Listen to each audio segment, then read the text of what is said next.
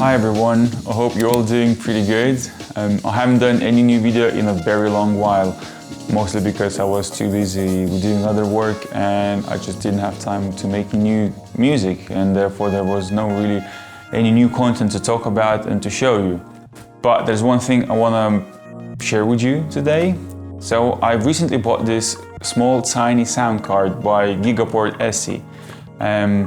All it has is just 8 outputs. So what that allows me to do is I can route my up to 8 sounds, 8 instruments, 8 whatever in my DAW to my sound card and then send those signals to the mixing desk for analog summing. About 4 years ago I released an EP called, I self-released an EP called Old School Fresh, and the tape version included the exclusive track called Apollo Pads. So one of the labels that I'm on picked it up, and I think that this track is pretty boring and uninteresting, but at the same time stuff that I made that I like the most, I find other people don't like it as much, and the stuff that I make that I feel like it's just like there's nothing special, other people tend to like that more. So it's a very confusing situation for me to decide on what sort of music to make, because I want to make something for myself, but I also want other people to like it as well. So I think it just has to be somewhere in the middle.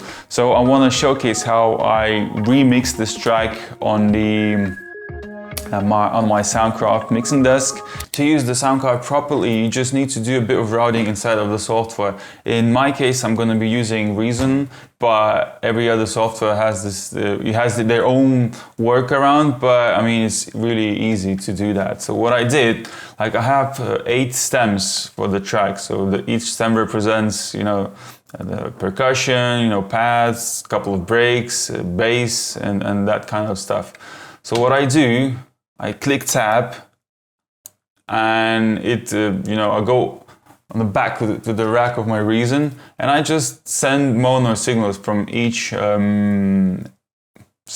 each stem to fill all the 8 outputs or inputs or whatever, of the interface, and that's it.